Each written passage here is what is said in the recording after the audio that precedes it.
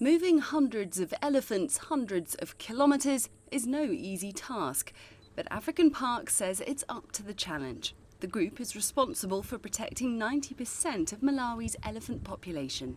Our primary concerns are really around the well-being of the animals and the people involved in the capture operation. We were involved in a translocation in Malawi of around 150 elephants about 10 years ago. These are very experienced people that we're working with. We've had experience with this in the past, and we believe we have the very best team available. Next month, the team will start moving 500 elephants from 2 overpopulated wildlife reserves in the south of Malawi to Nkotokota Wildlife Reserve, which has had its elephant population decimated by poachers.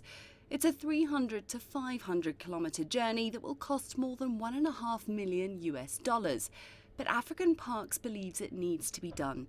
Malawi's elephant population has halved over the past 20 years from 4,000 to 2,000, and it's estimated there are now just 450,000 elephants left on the entire continent. African Park says its aim is to regenerate Nkotokoto's dwindling wildlife and help protect Malawi's elephant population from poaching and human-wildlife conflict.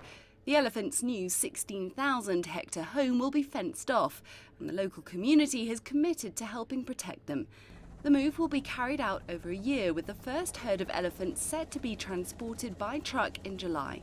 Despite careful planning, though, it'll be a risky operation. Family unit should be kept intact. So at the point where you decide to translocate, one of the most important aspects is pre-translocation monitoring.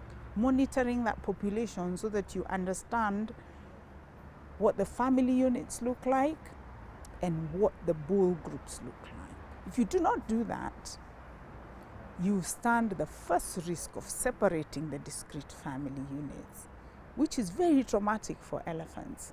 If it's 500 kilometers from their home, there could be some fundamental differences in vegetation, water sources, the trauma of having to settle in a new area.